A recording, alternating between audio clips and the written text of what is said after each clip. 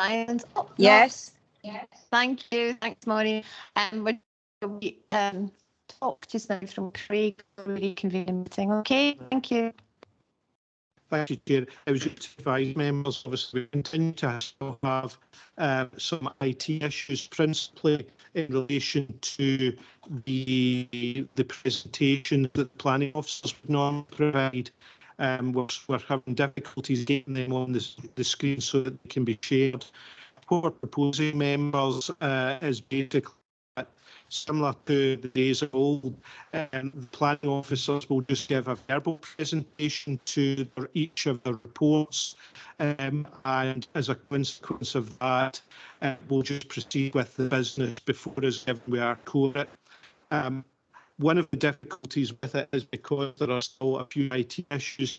For those members who are joining us remotely this morning, we may not be able to see the chat function or necessarily a hand up if you have any questions that you may have. So I think when we come to that part of the process, if you just want to let us know if you have any questions of officers, then we can deal with them that way.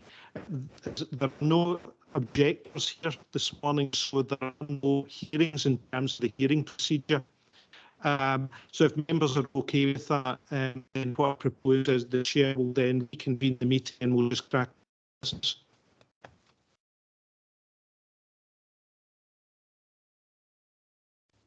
Are you quite happy with that, members online? Yes. Okay, thank you. Thanks, everyone. Okay, everybody, we're going to reconvene at 10:26, 24th of June, Planning Committee. I don't think we need to recall the servant. Declaration. Declarations of independence. Anyone get any declarations? Yes, please. Thank you. In relation to item number 6, which is the change of use of part of former print works. Thank you. I would declare that I support a group who use that premise, and therefore I think I should withdraw from participation in that item. Thank you, Maureen. It's fine. We'll accept the withdrawal. Okay, everybody, we'll go to the first item of business, and it is a hearing procedure. Planning application number 22/0128/BP, and it's the erection of a low energy research development comprising of research labs, external research and innovation yard, also community hub, cafe, demonstration, exhibition space and car parking at commercial development North Road, Auckland Road, Cumnock Valley, East Ayrshire Council. That's on pages 5 to 62, and we will go over to Fiona for the presentation. Thank you very much. Just before Fiona presents with that item 2 is the hearing procedure. I assume members are happy they don't need the hearing procedure read out, given technically have a hearing this morning. Okay, thank you. Over to you. Thanks, Chair. Good morning, ladies and gentlemen. The purpose of the report is to present for determination of application to be considered by the committee under the Council scheme of delegation, because the proposal against the local development plan for East Ayrshire and is considered to be significantly contrary to that plan. The appropriate for a decision on this application is therefore consideration and determination by the planning committee as per the scheme of delegation. The application site is located on the western side of Auckland Road, the northern part of the Cumnock settlement boundary. The application site is a vacant essential grass, slopes downward from the northeast corner to the southwest corner of the site. Back of trees and vegetation located along the western boundary of the site, and a number of mature trees located at the southeastern corner. I would also refer members to the report to the background starting at paragraph 7, which is on page 6 of your papers. It's fairly extensive, outlining the background of the Knockford community development and also the background of the Ayrshire Growth Deal, of which this proposal is an integral project. Proposed works relate to the works outlined in detail, starting in paragraph 28 of the report, with a single-storey demonstration hall, a two-storey lab, workshop and community hub, with innovation yard, car park access, landscaping and sub point with external lighting. The applicant has also details within the design and access statement, which is outlined in paragraph 29 on page 10.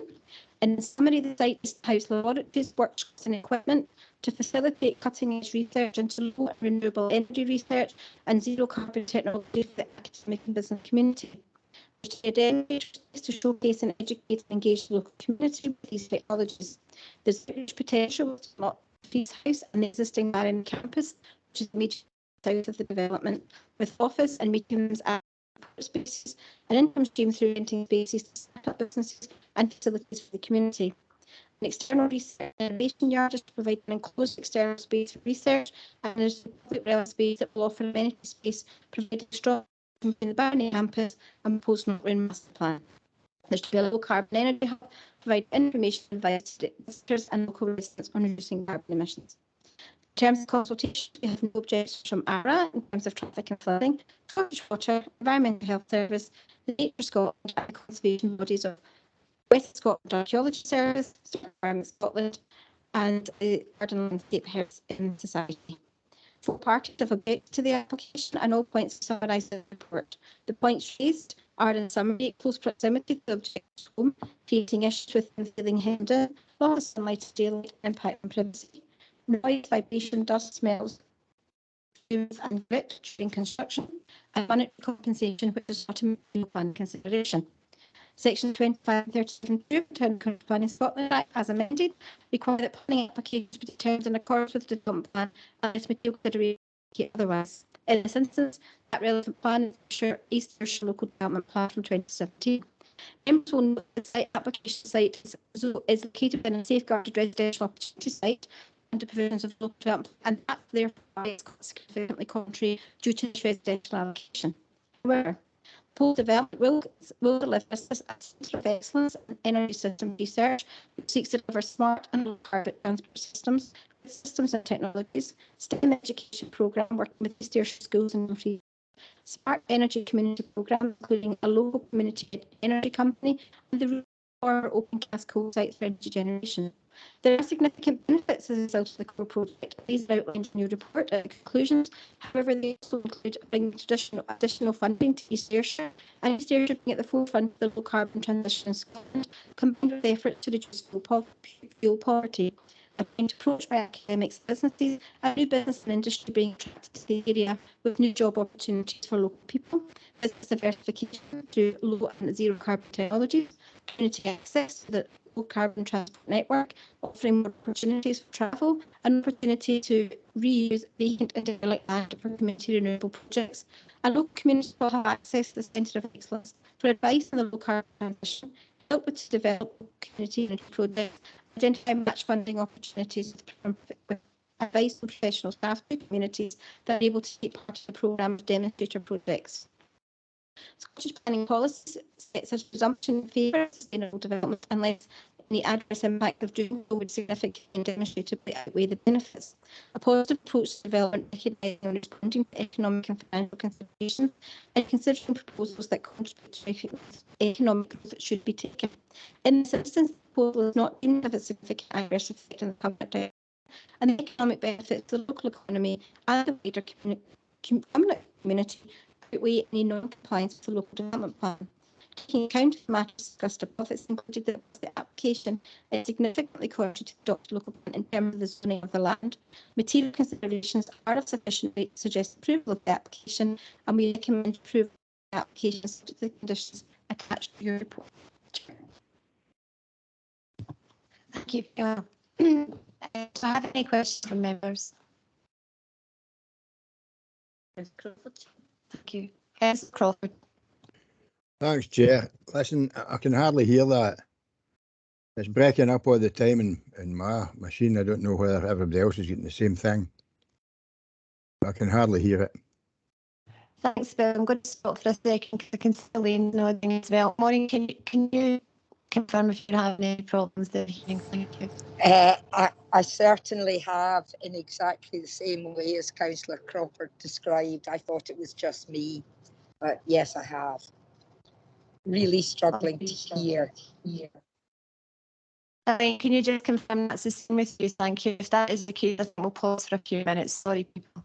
Yep, that's the exact same. It's kind of breaking out and in.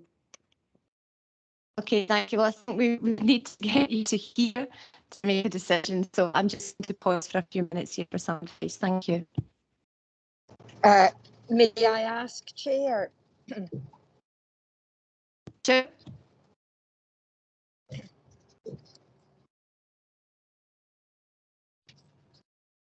Councillor Mackay, can you hear us okay now?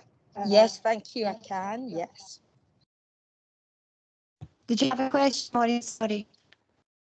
I was just going to ask, do you have a quorum, I believe, of people that are in the chambers? Is that correct? It is actually our code in the chambers, and I think that's something we're just going to discuss to see if we can continue and allow the people online to leave. We're just going to take some legal advice. Thanks. Okay, thank you. Thanks, Maureen. Thank you, Chair. In essence, you're absolutely correct. The quorum for the planning committee is 6. And it's very clear from what we have today that certainly within the chamber there are 8 members present with 3 working remotely. So we are quorum within the chambers. The question would be whether or not the elected members joining us remotely feel that they can still take a view or a decision on the application. Clearly, we have the situation where there is no hearing procedure. So essentially, what the decision would be taken on today would be based upon the planning officer's presentation, what in the paperwork, and any clarification from office. The difficulty may be, members, that if you're unable to hear the presentation or any clarification from officers in relation to specific questions, whether or not you feel that you are in a position to still come to a fully informed decision on the application. Clearly, the position is that what you're hearing is very intermittent and that it may cause difficulties for you.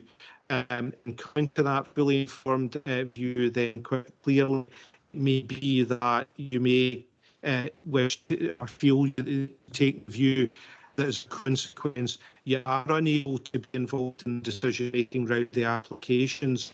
What we would say in any event is we are for it. And we can transact business this morning. Councillor Crawford, yeah. Thanks, Councillor Crawford. Thanks, Chair. I think that's a kind of sensible idea.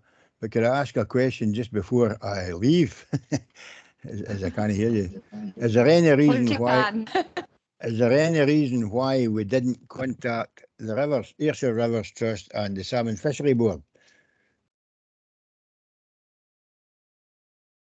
Did you hear me? Thanks, Billy. We're just looking to Fiona for an answer. You can give her a second to shuffle some papers. I've spoken to the planning case officer who's with me today. It was a necessary consultation because we weren't going that close to the river with the works. So there wasn't necessary required consultation with those bodies, I'm afraid, Councillor Crawford. Okay, that's fine. Okay. You satisfied with that, Bill? Yeah. Yeah. Okay, well, if no one's got any questions from our colleagues online, and if it's agreed, I think we'll say goodbye to you all. It was nice to see your grandson there, Bill. Nicest person in the chambers today. Okay. Thank you. Sorry. Bye-bye. Thank you. Go ahead, sorry. Sorry, I'm just here I've been invited to listen to the application. I'm just wondering if I could stay online, if that's okay. I can hear a little bit, if that's possible. Yes, you're more than welcome to stay online. No, Thank you. Thank you. Okay, people. Just does cozy. I think just finished. We're going to that was the presentation. So presentations, and we're going on to questions now. If there's any questions on any aspect of the paper or presentation. Yes, I mean, I'm supportive of the application. I've got no major issues with it. However, I would just ask, is it possible for the applicant, which is ourselves obviously in a sense, to enhance the border on Ogden Road with trees, just to soften that edging, which would be on, and it would be, what page, Neil? Page 62. Release. Yeah, to the Yeah. along the Ogden border, it's got trees there. But to be fair, that corner could do just enhance some tree to soften it from that sort of angle. Because it's quite a busy junction with the entrance to the school and also from that on the other side looking upon it. Yeah, just give me 1 second, councillor, and I'll check for you. We have got a landscape plan in with us. I'm just Yeah. checking what additions we've got in detail, or whether we might need to add another addition if members are happy with that. So just give me 1 second if you don't mind. I've just got to the page. Condition 23. We could do under condition 23 on page 54. If you want to turn to page 54, it's general by treatment 1. Usually we would do landscaping and planting under a separate condition, but given it's boundary, we could just do it under that. And we could add in a sentence to say the applicant shall pay particular attention to the boundary to the east and provide specific details to soften that boundary. So 1 to 2 members were agreement and the committee was all in agreement, could do something along that, and I'll come up the forward for you. If members agree at the end of it. If we have that, councillor, can I also put in that it's a suitable plantation to the area? Thank you.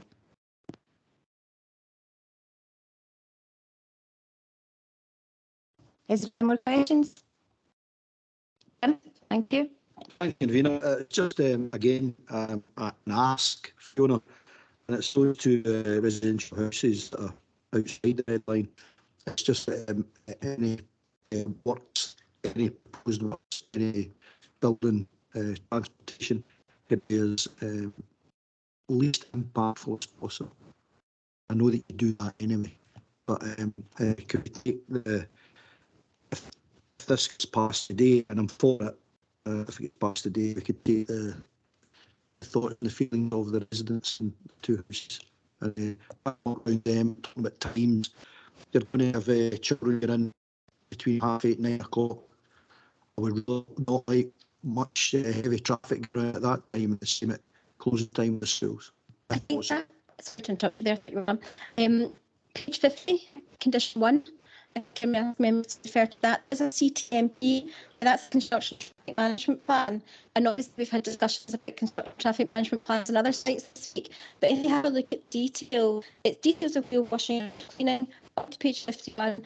Of operation of site traffic, construction vehicle routes, prohibited routes, deliveries and access to the site. So that's something the developer will have to come into us, and these conditions are put on. And if you look at the areas of operation of site traffic, taking into account hours. So what developers need to do is come in with a CTMP, look at the school side of it, but also take into account the residential properties. And obviously they're up the back just now, so hopefully we'll be able to take that on board themselves when they do come in with this. It would be covered by the CTMP in general terms. I hope it helps. Thank you. Absolutely, and you do a great job setting out what is preferred. Unfortunately, in a lot of situations, they adhere to the guidelines. I'm working on 2 at the moment that won't be out with this. I'm not saying they won't, but I'm sorry in case I have to do extra load of work.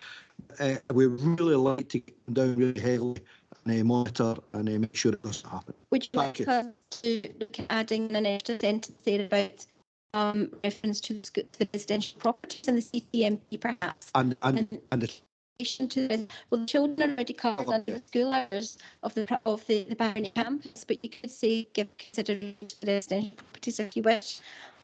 Obviously, we do our best. There has to be a balance between getting the development done and obviously everybody else, but it is obviously give a consideration to the amendment of the area. If members agree. Councillor, are you quite happy with this recommendation? Can I add something on top of that? I noticed in page 51, paragraph 3, we have talked about the zebra crossing facility.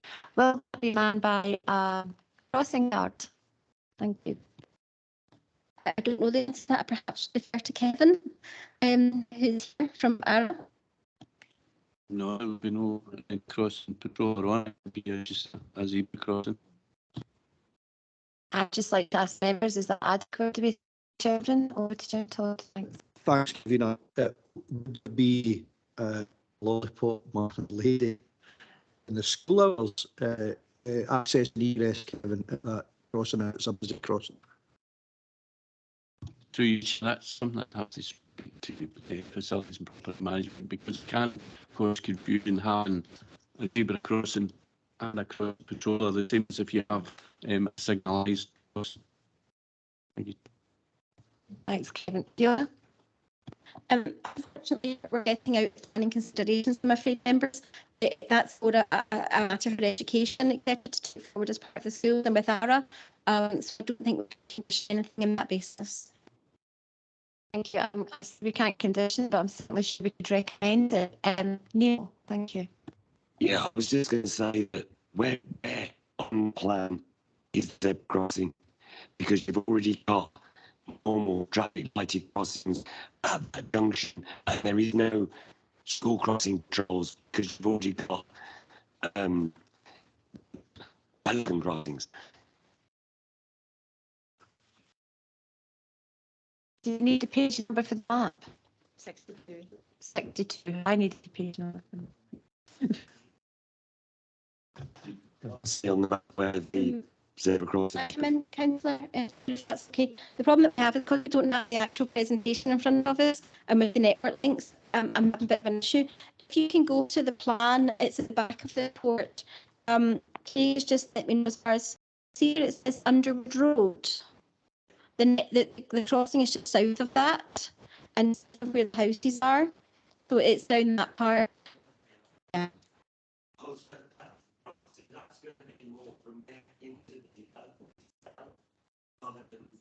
Nice.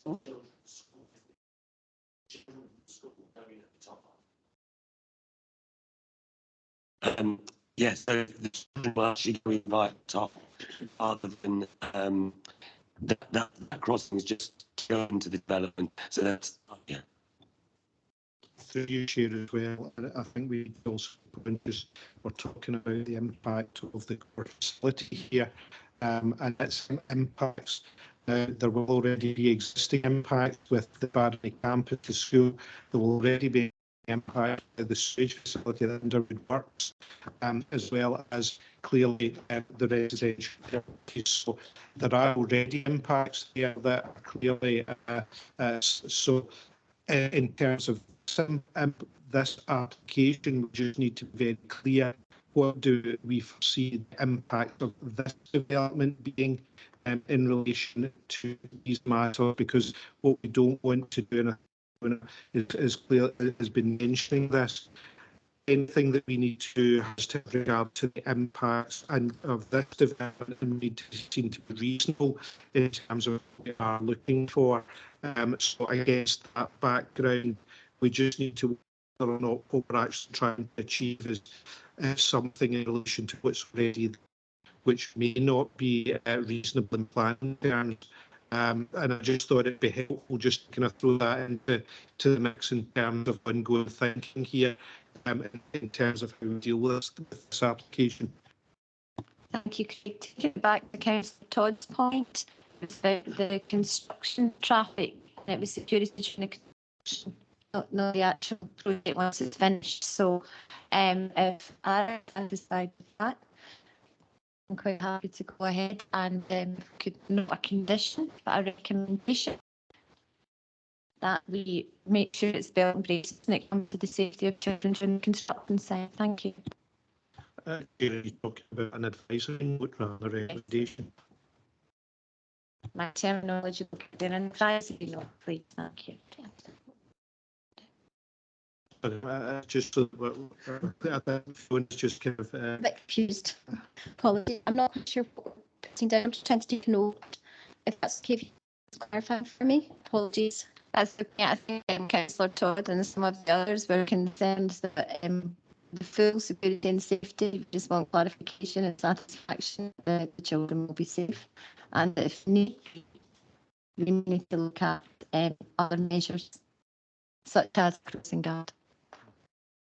And I think in that regard, Chair, if it does help, clearly, as was said, the construction traffic management plan will look at the hours of operation, given taking account the school hours that are in the campus. So my understanding is that we would expect the applicant developer to bring something forward that recognises we need to have the safe, the children at the forefront in terms of the construction traffic movements through that phase of the development. Hence the reason I think specific references been made part of the condition that we do require that come forward as part of the documentary submission for that. So we don't need an advisory note. Okay, thank you. I'm quite satisfied with that. Councillor Tulloch? No, okay, thank you. If that is all, can we please move to the recommendations?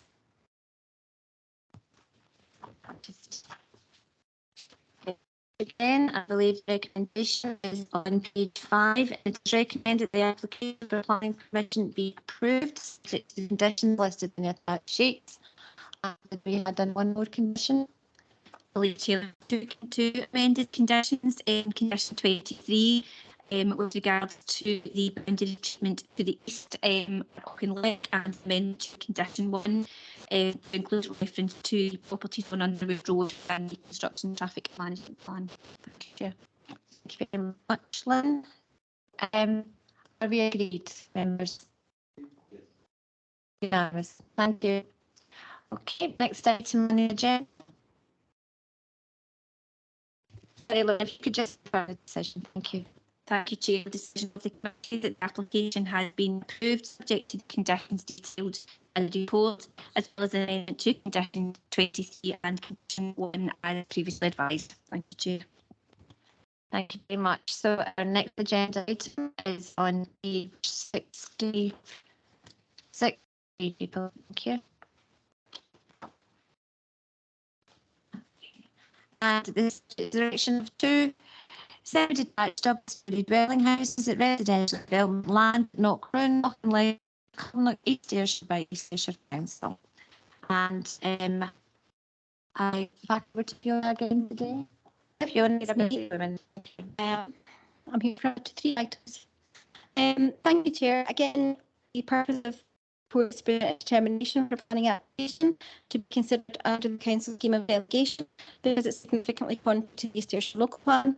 The application that we have before us now is linked to the core project. It is, however, a separate application, so it requires separate consideration and a separate report and must be determined obviously on that basis.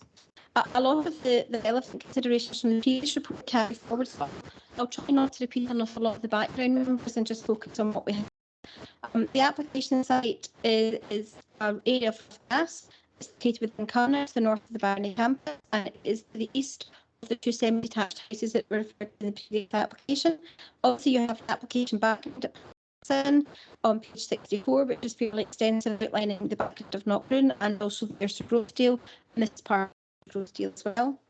The application is a principal application, which means we are looking at not looking at the design layout details yet, we're looking at the principal development here. The application is 2 semi-detached dwellings, and this is to be used for research and demonstration purposes as class 4 and not for residential use. You've got further information in this regard on paragraph 30 on page 60, which I advised you earlier, and that basically is explaining a little bit more about how these will be used for demonstration purposes as part of core operations, which is basically has been considered and approved by members.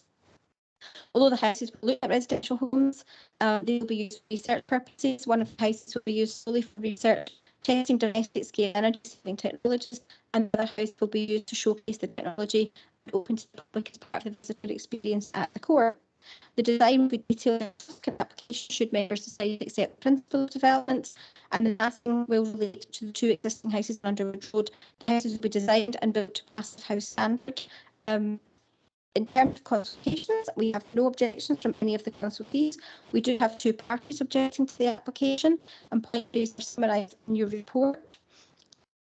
In summary, it's concerns regarding overshadowing of the homes, loss of visual amenity, privacy, increased vehicle usage, creation of noise, dust, vibration, smells, fumes and grit. The application is sensible, so the objections feel they don't have enough information, and deep concern regarding the sustainable nature of the homes. Just in response to those, obviously, everything is covered in the report, but I would say to you that we're considering here the principle, and obviously everything else would come at a later date in a subsequent application if members approve this one here. Section 25 and 2 of the Parent Country Planning Scotland Act are amended, require that applications be determined in accordance with the development plan, as material considerations indicate otherwise. Again, here the application is significantly contrary to the development plan because of the zoning of the land, and therefore the application in accordance with the legislation should be refused unless material considerations indicate otherwise. In this instance, there are material considerations relevant to the application, and we suggest approval of the application. In this case, the proposed development is directly and intrinsically linked to the co-development project, form part of the delivery of the Centre of Excellence in Energy Systems Research, which seeks to deliver, as per the previous presentation, that gave to the smart energies, education community, and reuse for open cast coal sites for energy generation. As with previous application, there are significant benefits project as part of the Ayrshire growth deals, and it's been highlighted in the report at paragraph 97 on page 94. Scottish planning policy, as highlighted earlier, members, presents a presumption in favour of sustainable development, a positive approach to development, recognising and responding to economic and financial considerations. In this instance, the proposal is not to have an impact, and the economic benefits to the local economy and the wider economic community outweigh the non-compliance with the zoning of the local development plan. Therefore, we would recommend approval of the application subject to conditions attached to your report. Chair. Thank you, Fiona. Just before I open it up to members, I'm going to ask Craig to explain something for the benefit of some of our newer members. Why we're being asked to make decisions that go against the local development plan is currently in the situation, and perhaps explain the timing of the new development plan coming up and why we're doing this. Thank you. Thank you, Chair. Maybe David Wilson can also assist in matter that maybe I don't pick up. Where we are, Chair, is that, as we know, in terms of the planning legislation, and assessment requires to be carried having regard to development plan unless material considerations indicate otherwise, and that's clearly within the terms of the report, all reports before you, but also particularly this application this morning. There is a kind of slight complication to that, or a slight peculiarity, if I can call it that, in that where local development plan become 5 years old, as was in April of this year, then the Scottish planning policy states that in those circumstances, depending on the particular proposals coming forward, there is a principle in favour of development that contributes to sustainable development. So that's when we're talking about things like, contributing to the local community, contributing to the natural heritage, low carbon, etc., as set out within Scottish planning policy. And in those cases, once there's a sustainable development that contributes towards development, I think, as I gave an example yesterday to some members, if I take the Peterson swing auditor analogy, what then happens is the presumption is engaged, which means there is then a presumption in favour of planning permission being granted. So-called tilted balance that folk may hear about. Notwithstanding that, we do need to look at where there are matters that would, I think the phrase being used in terms of the Scottish planning policy was, however, where there are impacts that significantly and demonstrably outweigh the benefits, it would swing back the other way, and you then look at refusing an application. It still takes account of the fact that local development plan has a place in terms of the planning assessment, but it's just the fact that when it becomes 5 years old, there are other factors that you require to take into account. That said, what we have here is an application where what we are saying in terms of this application, you'll see set out in paragraphs 98 and 99 of your reports at page 95, what we've just been talking about, that the Scottish Plan policy set a presumption, unless adverse impacts of doing so would significantly and demonstrably outweigh the benefits. So it's this question about tilted balance. Clearly, the position is that what we are saying is that given the nature of the application before you, that there is this presumption in favour of sustainable development. As a consequence, there are no adverse impacts that are considered to be significantly or demonstratively outweighing the benefits. So in other words, what we are saying to you is that there is a significant material consideration before you that in our officer's opinion trumps the development plan in this case. And as a consequence of that, the recommendation before you is one of approval. And obviously, members recognise it's for you to consider whether you accept or agree with that position. That is the officer recommendation this morning before you. Thank you very much, Craig. I hope that helps some people. Does anybody have any questions? Councillor Todd. Thanks, Irvine. And again, I need some advice from the officers here. We are agreeing today on outline planning permission for these two buildings. They're not houses, they're not residential houses. But forgive me if it's maybe not pertinent, but I don't know what the operating hours are going to be. Now, is it classed as a business? Is it classed as which I don't know, because if it of where the people are going to operate the two buildings, once it's built, I know that's under a separate application. We don't know if they're going to ask for to change that application, ask for two-storey or extended, or whatever, we don't know. But the outline part, I don't know what the business operation side is.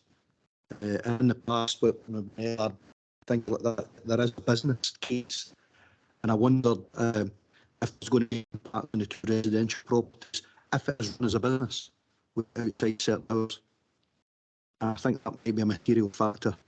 That's just my thoughts. Thank you. Thank you, Councillor Todd. Fiona? I think it's still quite all up in the air, I think, to be honest, because obviously PPP applications are speculative, etc. So I think in terms of operating details, that's probably still to come through. So that's something that maybe we'll be looking at in a further application, or it might well be like, and it's intrinsically linked into the core scheme. It's just the fact that the core application was for full planning consent.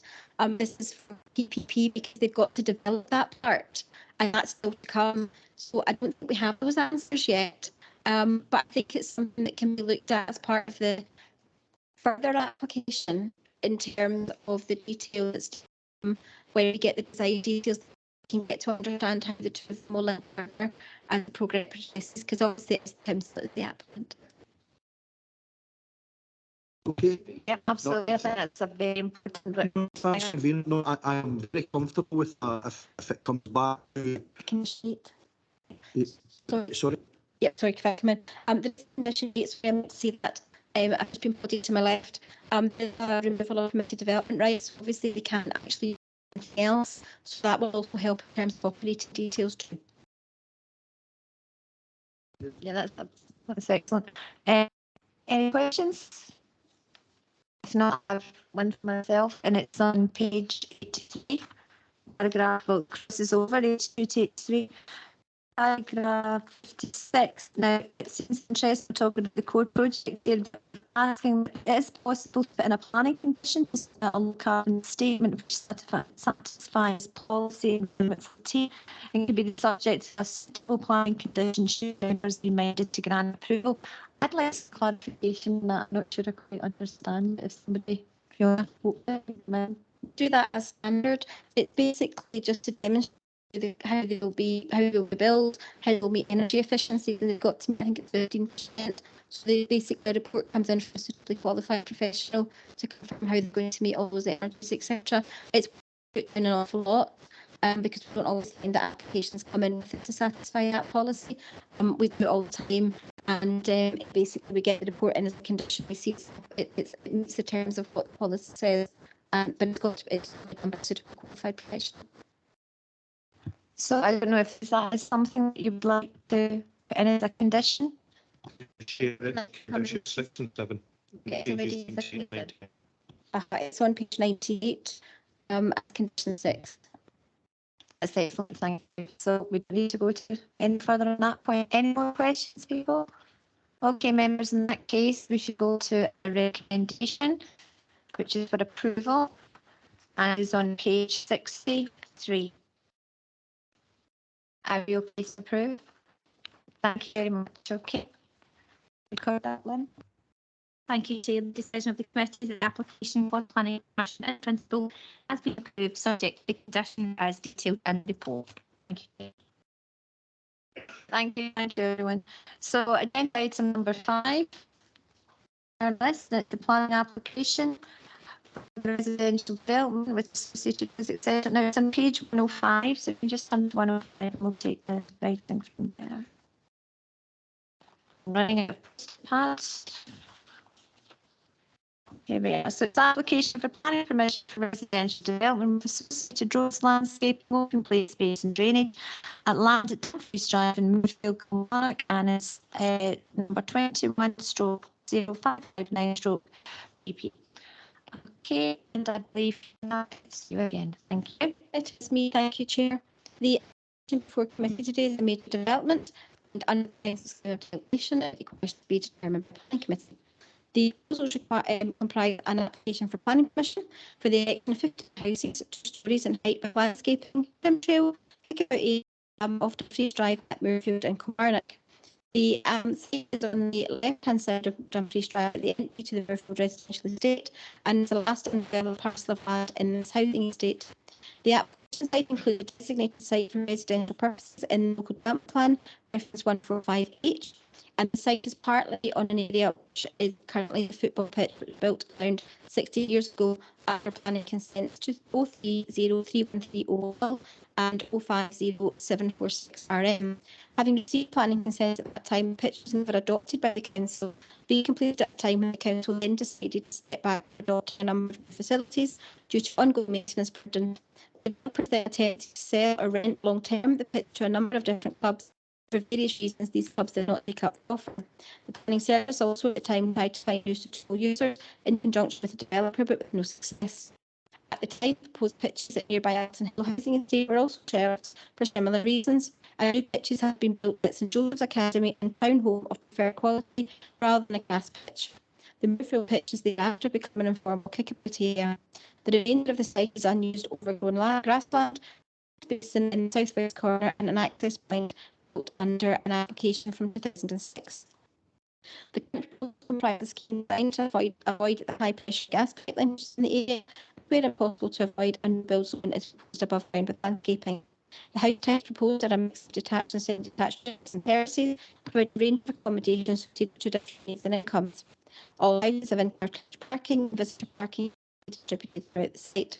A large landscape buffer is proposed at the western edge of the site, ranging from 6 metres wide to 45 metres wide in places. Carrying on to the north part of the site, the landscape buffer is 20 to 30 metres wide. In terms of consultations, as outlined in the report, there are no objections from committees outlined on page 107, paragraph 12, other than Sport Scotland. All other matters raised by consultees can be addressed for planning conditions or advisory votes if consent is granted. Members will also note that the Education Service have commented at paragraph 9 on page 113, confirming it is anticipated that early years primary and secondary establishments could comment on young people from this development. As a result of the notification process, 3 letters have been received, 2 in support and 1 offering comments. All points are outlined responded to in the report. 2537(2) of the Town Council Plan Scotland Act 7 as amended require to be determined in accordance with the development plan, unless material considerations indicate otherwise. For the purposes of this application, the applicable policies are solely outlined within the East Ayrshire Local Development Plan, and it is these policies considered detailed in the report. As advised earlier in the presentation, the majority of the site incorporates the designated site for residential purposes in the development plan 145H. Proposals have been assessed as being compliant with the relevant provisions of the local development plan, and was not fully compliant with INF4, elements of non-compliance are not considered to be of such magnitude that the development overall would be contrary to that policy. With the imposition of planning conditions, the proposal will meet policies that will address affordable housing, traffic, broadband, dust management and drainage.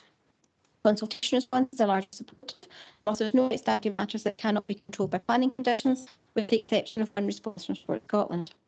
The opposition of Sport Scotland is noted, having taken account of the difficulties already outlined in achieving the long-term viability of the pitch, better quality facilities elsewhere, the provision of good quality open space, the kick-about area to be retained, the trim trailer equipment provision presented in the application. It's considered that the response does not warrant the refusal of the application. There are a number of representations, and these are mainly in support. The layout shows an accessible and well-balanced development surrounded by landscaping and equipment play areas, with a large buffer zone to create a soft edge to the settlement. The development will add to the housing offer in this area, and the additional planning will improve those care at the moment. In overall conclusion, we are comfortable with the application with the development plan, consider that most material are supported, or do not indicate that the application should be refused. The material considerations that are not supportive are not considered to be of such weight that would outweigh the development plan position. In terms of paragraph 3 in your report, 105, just at the start of the report, I can advise that the application is recommended to be granted subject to the conditions appended to your report, but before any consent is issued, the application is referred to the Scottish Government, given the objection from Sport Scotland as a government agency. Thank you, Fiona. Does anybody have any questions? Councillor Barton. Thank you. It's page 108, paragraph 15, close authority report. At the bottom, it's talking about a mine entry. And the Code Authority has adopted a policy that informs as general precautionary principle. New development over or within influence and distance of a mine entry should, wherever possible, be avoided. Now, it says there that the main entry is going to be in the informal kickabout area. Can get some clarification about what would be done to make sure it's safe. The obligation is on the applicants to make that safe and consultation. If you just give me 2 seconds to get to the end of the report, just let me double check, please. I'm just trying to get page number at the moment. We are required to consult with the Code Authority, and therefore the applicant has a legal responsibility to make sure that the ground is safe. In conjunction with the Code Authority, the Code Authority have withdrawn any objections to the applications to satisfy the development can go ahead in terms of ground stability, but I'm just double checking if there's any conditions. The Code Authority put down, sometimes they do. Yeah, paragraph condition 27 on page 133.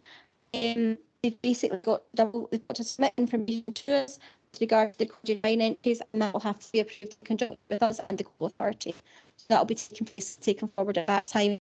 And then condition 28 on page 134 talks about the competent person confirming that the site has been made safe and stable for the approved works.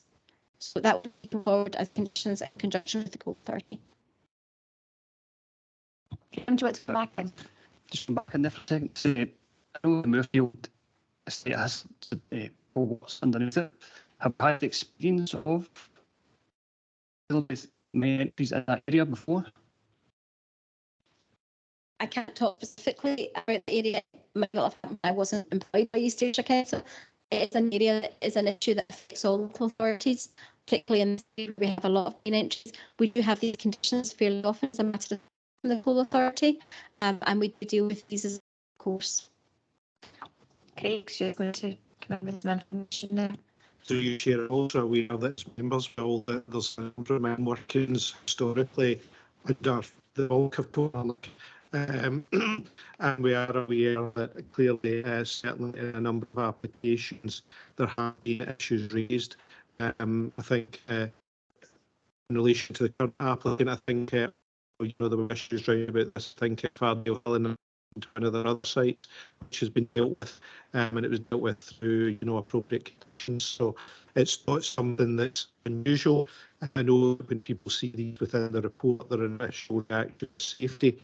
but clearly there are conditions here where it's proposed to deal with this in an appropriate way, and clearly it will be done in consultation with the Coal Authority and also with the developer throughout. So we will be looking for further information coming forward to make sure that this development is safe as it can possibly in circumstances, and that's why those two conditions are being proposed at this stage, to make sure that that information is there and that the planning service are happy those conditions can be discharged. So there is experience in other sites, given the historical mine workings with it, that run into the town. Graham, are you quite happy with those conditions? Okay, thank you. Any more questions? Very quiet today. Okay, I think we can go to the recommendations, please. Recommendation, I should just have recommendation papers. And that's pages at 105 from memory. Might have made it concluded. It's page 129, 129.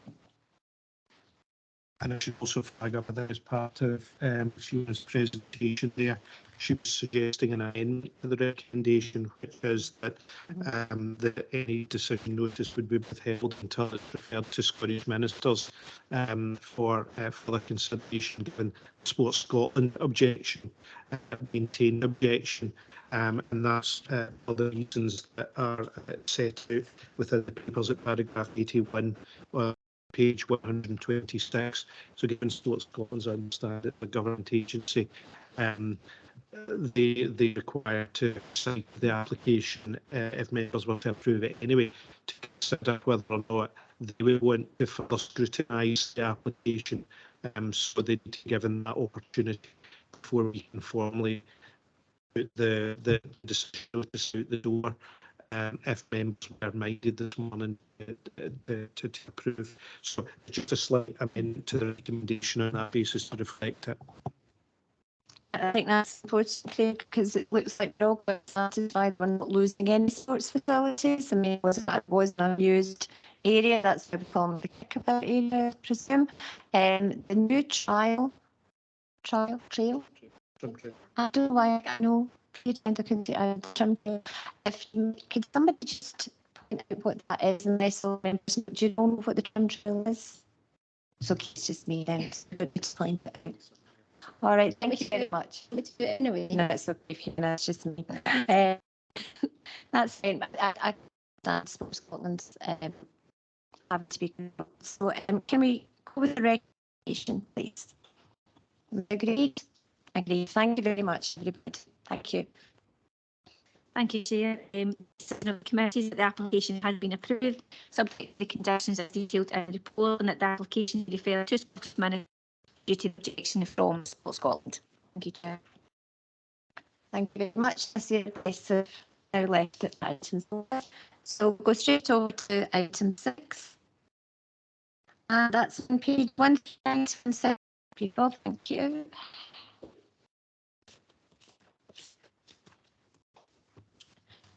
And this is to address the change of use of part of former print works class 5 to assembly and leisure class 11. It's retrospective and it's at 92 Hereford Road, Rickerton, Kilmarnock.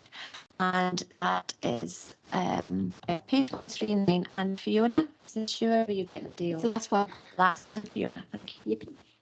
Purpose of the report. Thank you very much, Chair Paul. Purpose of this report is to prevent determination of an application for planning permission, which is to be considered by the planning committee under the council scheme delegation. It's a local development, but it is significantly contrary to the development plan because the site is within an area that is protected and safeguarded for business and industry. The application site is located in the centre of Kilmarnock, approximately 1 kilometre to the south of the town centre at the corner of Hereford Road and New Street. The details of the site and its surroundings start at paragraph 3 on page 139 of your report, and in paragraph 4 it is that there are vacant units to the west of the site in other industrial style buildings. This development aims to gain consent for change of use of industrial use to assembly and leisure and a proposal in retrospect. The applicant supporting statement, as outlined in paragraph 10 on page 140, clarifies the use further. There are some external motivations also part of the application, albeit minor in nature, comprising an external and a new entrance door and fire escape. A set of leisure use includes, as per the use of the building as a venue for children's party, play and leisure. Turning to the consultation process, can advise that ARA Roads and Environmental Health Service have got no objections. In terms of the steps, received 102 letters in support. There are no letters of objection. Support letters start at paragraph 17 on page 141, and in summary, these note the opportunities this facility brings within Kilmarnock, offering a place for children to do activities which is lacking in this area of town, with benefits to the local community. The application to be submitted contrary to IND2 and OP1 of the East Ayrshire Local Development Plan because of the zoning of the land for business and industry. And given the sections of the Act of the Town and Country Planning Act of 97 as amended, the application should be approved unless material considerations indicate otherwise. In this instance, there are material considerations relevant to the application, and these have been assessed and balanced to suggest approval of the application. Members will note that the application site located safeguarded site for continuing industrial use and is a preferred area to which new business and industry development will be directed under the local development.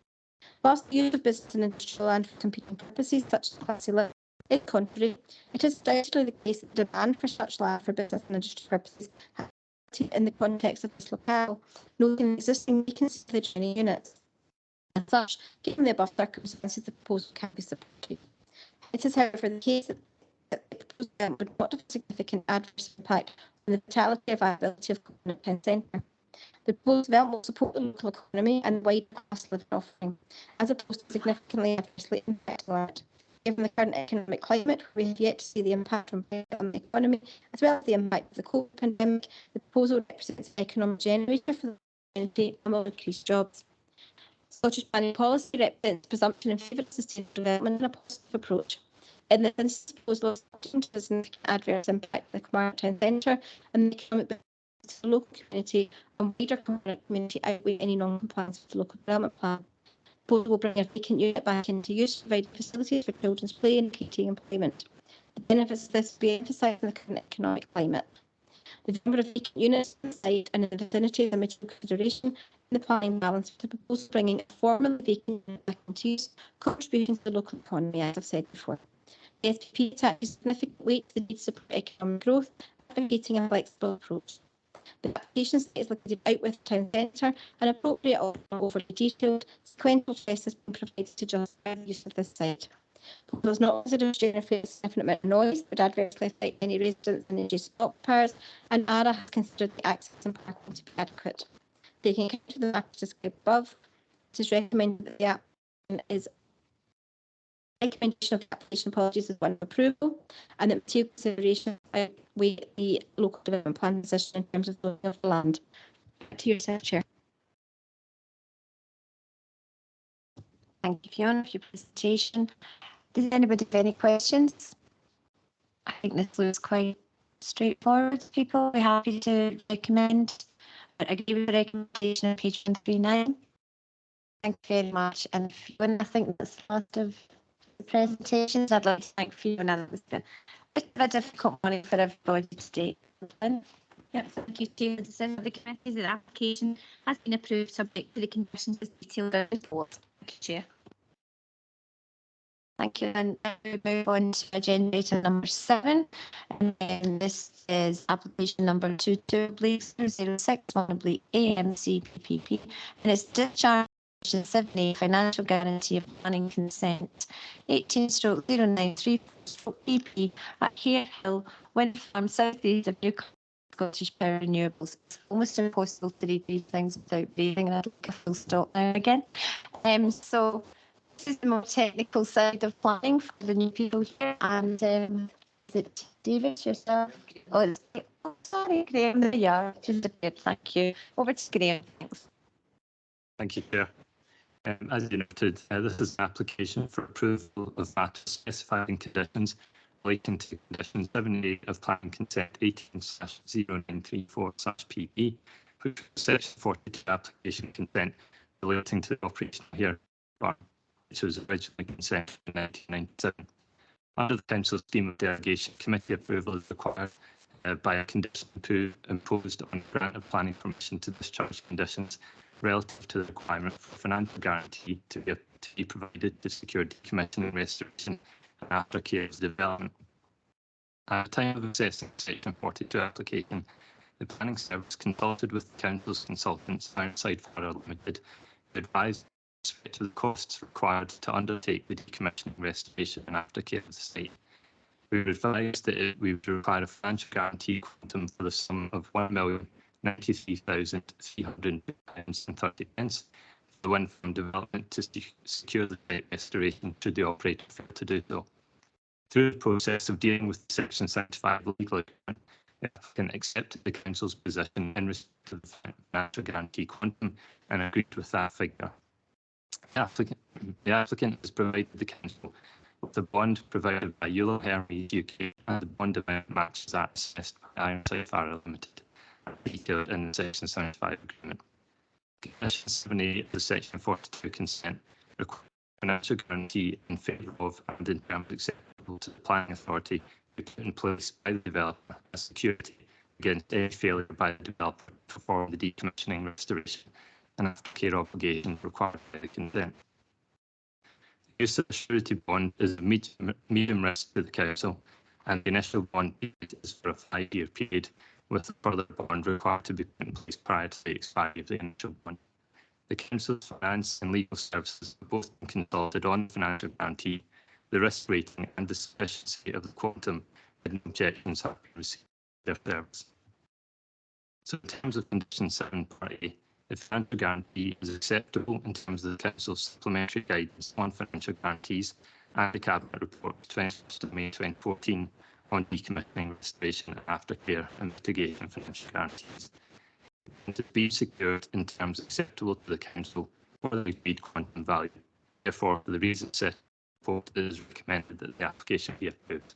Thank you.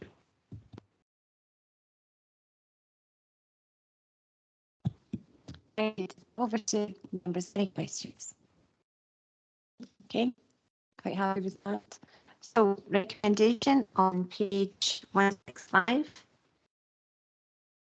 It is recommended Planning Committee approve part of condition 7 for the reasons set out in appendix 1. I'll be happy to agree that. Thank you, members.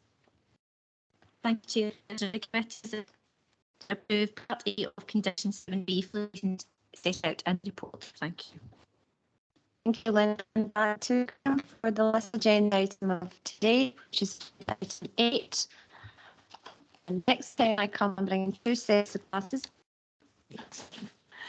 And it's application number 22/0048/AMCPP, application of approval of matters specified in condition PP in relation to condition 3, outline decommissioning plan, planning consent 18/09/4, PP at Carehill Wind Farm, South East of Connaught by Scottish Power Renewables, Nassen. Your pages 174-183. And back over to Graham. Thank you. Thank you, Chair. Again, this relates to the same site as the previous one you just heard. Under the Council Scheme Delegation, committee approval is required by a condition proposed on the Grant Planning Commission. This are conditions relative to the requirement for an outline decommissioning and restoration plan to be provided relative to the restoration and aftercare of the site. Condition 3 requires the submission of an outline decommissioning and restoration plan for the written approval of the planning authority. The condition itself sets out the various matters and details to be included in the outline decommissioning and restoration plan. The final version of the outline decommissioning and restoration plan was submitted by the applicant on 19th of May 2022. The outline plan sets out the various actions to be undertaken to decommission, develop and restore the site. Outline proposals include the retention of the development, such as sections of track, the steps taken to promote natural plant colonisation on these areas or landscaping enhancement works to enhance visual amenity. Peak reinstatement will take place using peak stored during the construction activity, with grading to bench profile match as well as the local topography. An aftercare programme is proposed to include monthly water quality monitoring and 6 monthly site visits to check all areas across the site, with ecological monitoring extending for 3 years after the initial decommissioning is concluded.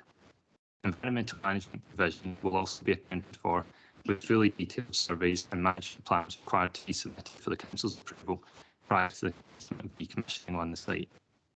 decommissioning and restoration works are anticipated to take approximately 12 months to complete. The outline decommissioning and restoration plan is to be reviewed every 5 years, which will coincide with the financial guarantee review periods and will inform the set of the quantum required for subsequent financial guarantees. A final detailed decommissioning and restoration plan, which takes account of the relevant outline plan at the time and will be updated to account for best environment, will be submitted for the Council's approval at the relevant time in accordance with Condition 4 of the Section 42 consent. Condition 3 of the Section 42 consent requires an outline decommissioning and restoration plan which addresses a number of the matters set out in Condition 3.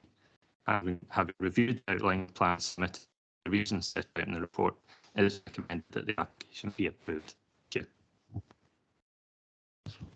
Thank you, Graham. Make it sound so simple. Thank you. If we look at page 174, the recommendation is in paragraph 2. It is recommended to approve condition 3 the reasons set out in the appendix of this report, and I've explained that here. So there's no question. I'd like to thank you very much indeed. We'll just go over to Lynn. Thank you, Chair. The decision of the committee is approved condition 3 for the reasons detailed in the report. Thank you, Chair. Thank you, everyone. That was a bit of Gremlins Friday again. So I'd like to thank all the officers, all the members, and if we're finished recording, I just want to talk about just for 1 second, please. Nothing to do with planning. Thank you.